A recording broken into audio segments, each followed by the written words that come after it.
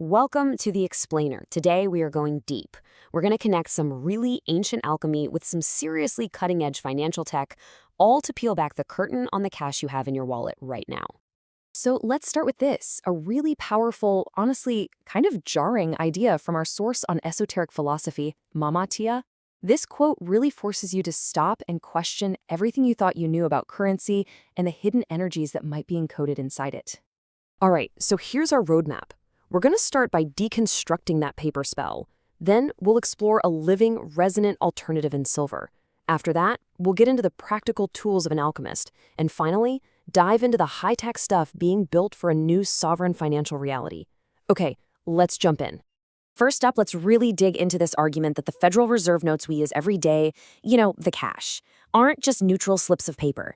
The idea here is that they're a system that has been deliberately encoded with a very specific and, according to this philosophy, an enslaving energy. Okay, so take the $1 bill. According to Mama T, that's not just a historical figure on the front. No, he's characterized as a colonizer who actually understood and then weaponized the esoteric secrets of the ancestors. The claim is that by encoding those secrets into the Great Seals, he created a kind of spell to keep people financially and spiritually trapped. Then you've got the $5 note. The figure here is described by the source as the negotiator. This is the one who supposedly brokered the deals that decided how the labor and the life force, the energy of the ancestors would be used and controlled inside this system. And then we have the $20 bill. The figure here is identified straight up as a colonizer and slave owner. Think about that for a second.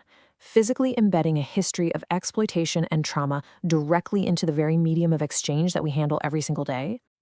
So this is the main point, right?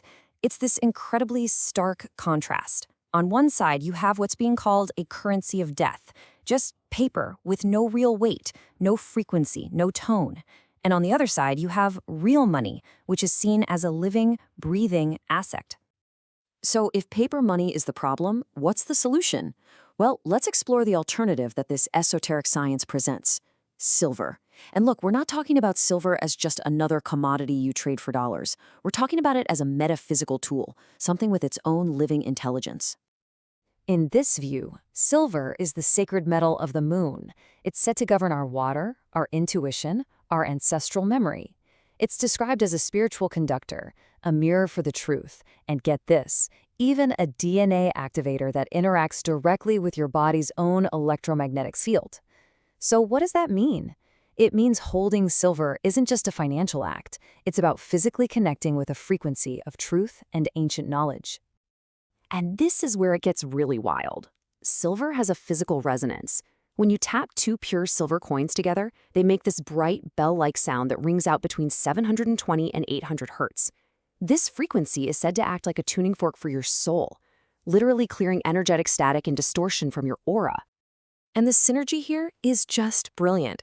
When you pair silver's own frequency with the orbital frequency of the moon, which is 210.42 hertz, the source material says you create something called a biometaphysical tuning system. Just imagine hitting two specific musical notes that create this powerful harmony inside your own cells, a harmony designed to unlock and help you recall ancient memory. Okay, so with all that metaphysical groundwork laid, let's get practical. How do you actually apply this? How do you go from being what Mama T calls a passive sailor, just getting tossed around by the waves of the system, to being a proactive alchemist who actually shapes their own financial reality? The core strategy, really, it starts with a profound mental shift. You have to stop being price sensitive. Stop obsessing over the day-to-day dollar price of everything. Instead, you become value-centric. The only goal is to accumulate more physical weight, more ounces of real money. Suddenly, the dollar price is irrelevant. The weight, that's all that matters. And the number one tool for this is the gold to silver ratio. It's simple, really. You just track how many ounces of silver it takes to buy 1 ounce of gold.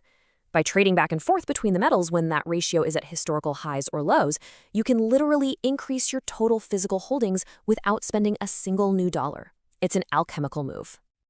Okay, this is where it gets so exciting for me. This is where we see how all this ancient esoteric philosophy is actually being translated into a brand new financial architecture. And I gotta give a special shout out here to sources from Reggie the House of Wilson for these tech insights, and of course Mama Hati for the esoteric sauce we're building on. So this new system is built on a concept called preventative legal engineering. It's a total radical shift from our current reactive sumi legal model to something proactive. A system where breaking the rules isn't just punished after the fact, it's made physically impossible by the code itself. At its heart is this simple but totally revolutionary idea: compliance is no longer a suggestion, it's syntax. Legal agreements literally become self-enforcing smart contracts. So, if a transaction would violate the rules you agreed to, the system doesn't argue, it just sees it as a syntax error and refuses to execute. Simple as that. So, how is this even possible? Well, it's done by fusing the legal authority of a highly trained civil law notary with the unstoppable automated power of blockchain technology.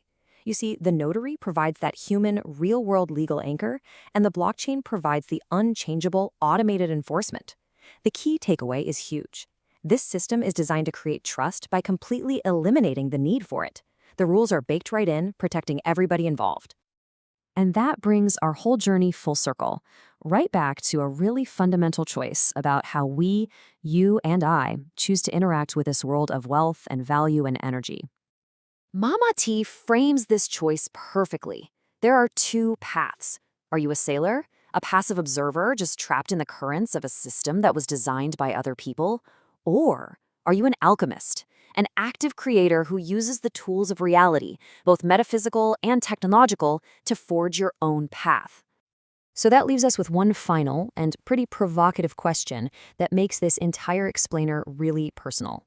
When you look at your own savings, when you look at your own relationship with wealth, which game are you actually playing? Are you stacking promises in paper? Or are you accumulating real, resonant, physical weight?